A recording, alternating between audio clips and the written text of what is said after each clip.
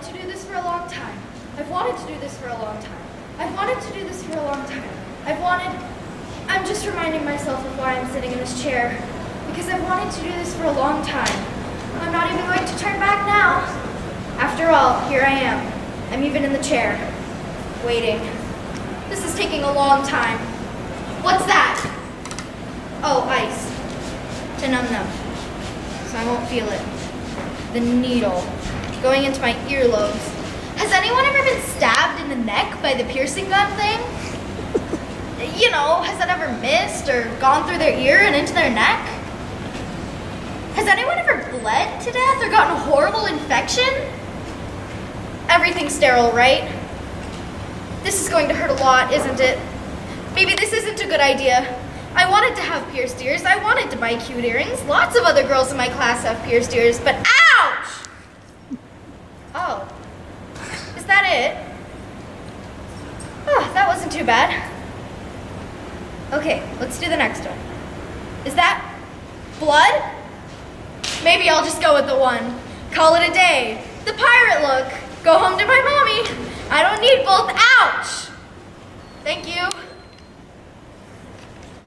My dad is somewhere overseas in the Marines. I don't know where. He's not allowed to tell us. I miss him so much. We used to have a lot of fun. We write him letters now. Sometimes we even get some back. But it takes a long time.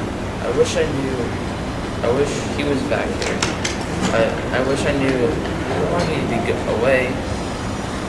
I was just me, my mom, my little brother David. I'm the man of the house now.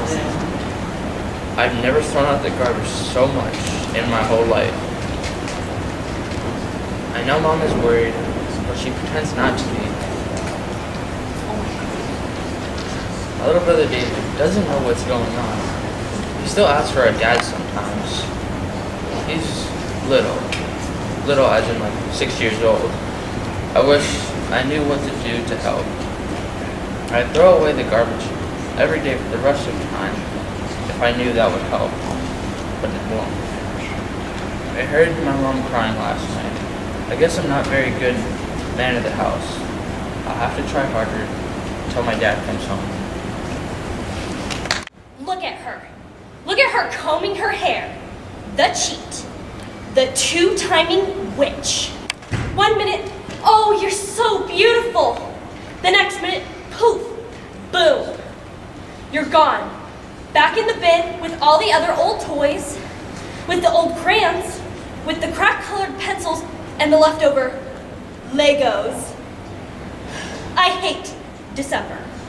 That's when the newbies come in. That's when the new improved shiny versions come in. Shiny plastic packaging, shiny plastic skin. Look at me! I look horrendous. Oh, it's because of the sun exposure. Jenny left me in the sandbox last Sunday. The sandbox. I had to fight off 2 salamanders at the same time while trying to find some kind of shade so my face and hair wouldn't fade. But look at me. Look at me. How am I going to compete with those? With that? Have you seen her heels? They're gorgeous. Oh. Look what I'm wearing. So last year. And ever since Jenny's friend Sarah decided on giving me a little haircut, I haven't been the happiest camper. I tried really hard to warn her. Sarah, I'm a doll. This hair won't grow back. But do they listen? Do they ever listen? Sometimes I feel like I'm not even here. Like they can't even hear me. I thought I'd get lucky. I thought maybe they'd leave me in the box and I'd get to sleep it out for 10, 20 years. No such hope. Not for me. Oh gosh. I hate December. Good morning, hooligans. These are your morning announcements. The German Club will be holding a meeting tomorrow from 2:30 to 3 o'clock p.m. in Miss Lindenberg's room. And that's room 413. Bring notebooks, pencils, and snacks to share.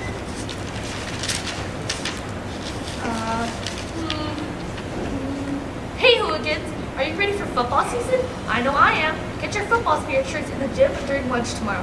They come in 3 sizes, small, medium, and large. They cost $4 and yeah, they cost $4. Homework? Check. Lunch money? Check. Chess competition? Checkmate.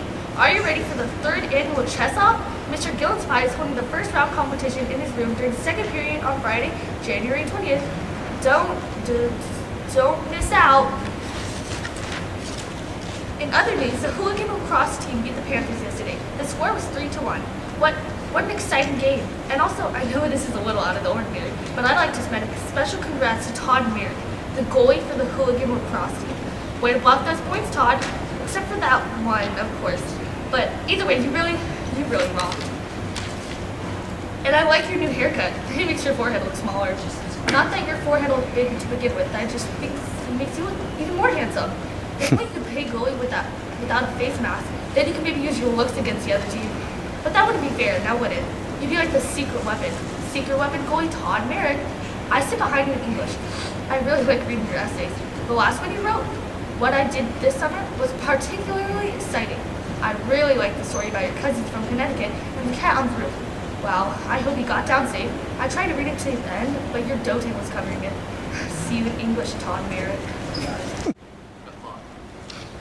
at me. At first I think, hey, it's a clock, a machine, a tool, like a calculator, or a nose hair clipper. This will be cake, total cake. But then I look down and start reading these questions. I don't know what these are. I didn't prepare for this. I didn't prepare me for this. I flip the page, can't click. And the next is the same. Stuff I don't know. Words I've never read, things I've never even seen. And that's when I look back up. 10 minutes have passed. But I take a deep breath and tell myself, you can do this. I build up my confidence. I do a sitting yoga pose. I press my pressure points, massage my temples, and jump back in. But nothing. It says it's ridiculous. It's not a language. What is this? I start freaking out. I can feel the sweat on my palms rolling off and dripping into the thing keep on my test buckler. Now it's become my test sponge. I look back up. 30 minutes have passed. At this point, the clock is in a tool. It's no longer a machine. It's looking at me, it's sneering, it's angry. It's happy I'm feeling. It's calling me a loser. It's intellectually body slamming me into the floor. And I'm not going crazy. I'm like, no! Wait, my face slams against the floor. In this standardized test arena. Then it grabs me and gets me into a double launch head lock. But I'm like, no! I'm like, no thanks, Doc. I wipe my hands on my sleeves. And I look back down at the first problem. And this time, I thought long and hard about it. And you know, I solved it. Then he went into question number 2. Open the door. My door, Sam. I want to be treated with respect, like a princess. Thank you for driving us, Mr. Zimmerman. What will we be doing this evening? Dinner? Good. Movie? Good. And what? What are you insinuating? I'm not accusing you of anything. I just feel like you should know that you cannot expect anything from me. To lighten things a bit, let me tell you the upside to all of this. If you play your cards right, here's what you'll look forward to. After we've been together for a week, we'll kiss. Moving on into French kissing after 2 weeks. We will get to a science over the next several months. This is a skill that will help you throughout your life. As for the rest, for the other, bases, they will come slowly as our love grows. And I will not get married unless after 2 years after college, because I don't want to be those sad those sad college girls that get an MRS. But there's really no need to worry because I think I want babies with black hair. And your hair is slightly brownish. Now let's have a really good time. Just mess your hair up a little. Trust me, this will work. Open your shirt. Rip it just open a little bit. I don't care. I don't care how much this thing costs, honestly. You can get another one. It's $25. I don't care how much this thing costs. You can just get another one. Trust me, do this. Because if your mom catches us sneaking in past curfew, we'll be dead. And I need somebody to go with me. Or no, she'll be grounded. And I can't have that happen. I can't have my best friend get grounded, and not because I care. Trust me, I really don't.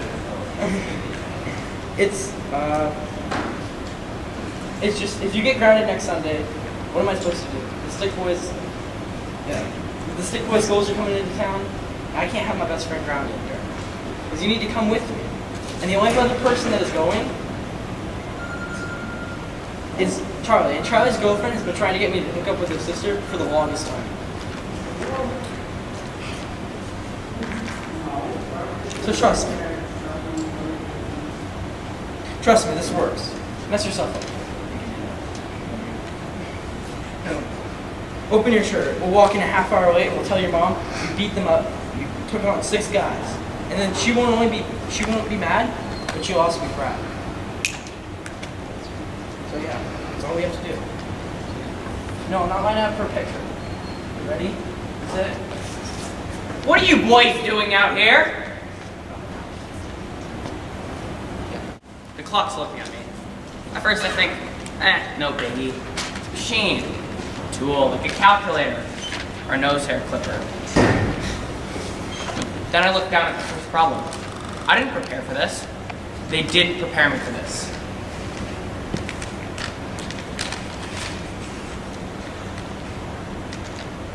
And what the heck does half of this even mean? I look at the page.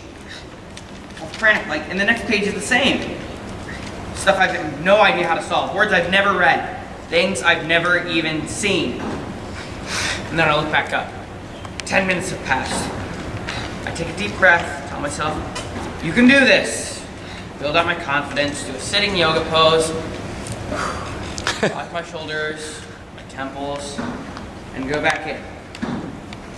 But nothing. This test is still ridiculous. It's like in another language. What is this? I start freaking out. I feel the sweat on my palms rolling off and dripping onto this thing I'm calling my test booklet. Now it's become my test sponge. And I look back up. 30 minutes have passed. And at this point, the clock isn't a tool. It's no longer a machine. It's looking at me. It's sneering. It's angry. It's laughing. It's happy I'm failing. It's calling me a loser. It's intellectually body slamming. And the crowd is going wild. And I'm like, no! And my face slams against this standardized testing wrestling arena. And it grabs me and it gets me like in double Johnson headlock. But I'm like, no!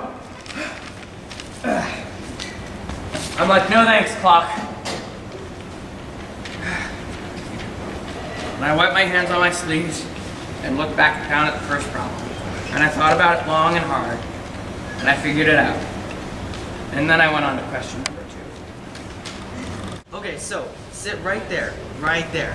Very good, perfect. Okay, now stay right there and give me perfect. Give me your best perfect position. Now, give me attitude. Perfect, yes. You need to get those shots. Okay, now give me rock star. Yeah, give me rock star. That's amazing. Keep doing what you're doing. Give me intimidating. Yeah, you know you've got it. Keep strutting your stuff.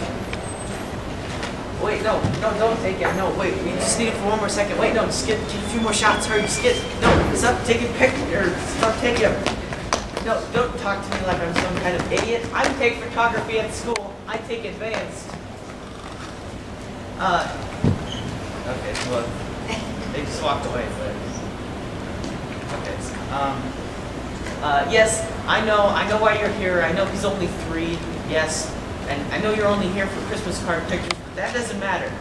he was trying to tell me something. He was trying to tell me that he wanted something more. Good for lots of things. And if you wet it just enough, it sticks to the ceiling for all time, and no one will ever be able to get it back on. Hey, Mrs. Stink Trousers! This is for giving me detention in science class. This is for yelling at me for talking too much in class. This is for separating me from my best friend Jenny because we were talking while you were talking. This is for what? Uh-oh. Hey, my band name is the Dirty Metal Spikes. We used to be called Manhunter Deluxe, but it really didn't work out.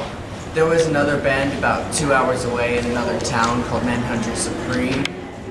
They started their band like maybe 2 weeks before we did. Total technicality. It is what it is. We sound like a little post-grunge, maybe a bit of screamo, maybe a bit of alternative sound. Whatever. We sound like the Dirty Metal Spikes, you know? I hate being labeled, or having to label ourselves. Like these record guys always ask us what section we want our records in. It just, you don't need sections when you know how to rock. You know what I'm saying? I play guitar, lead, sometimes rhythm, but mostly lead. I do a lot of shredding, actually. We have this one song, it's just me shredding. The other guys go out, do whatever they need to do, get water, use the bathroom, talk to chicks. It's great. The song name, if you ever want to look it up, it's called Dirty Metal Shredding. Probably the greatest song on our albums. We've got a lot of influences. One of my main influences, I think, is my Uncle Rick. He doesn't play guitar, he doesn't play any instruments actually, but he's a major influence on my music, I think. Like, he drives a Maserati, he was married and divorced like 3 times, whatever. He's a major influence. We're opening for Switchblade Razorblade Love next weekend on the 94.7's Rockfest. It's way mainstream, but I think we need it, at least as far as publicity goes. And they have some sweet buffalo wings, or so that's what I've heard. So I'm pretty psyched about that. Oh, I'm so sick. I think I have a fever. My armpits itch. I have the plague. Mom, I'm sorry. I don't think I can go to church today. Look out! Shoot! I think I'm dying.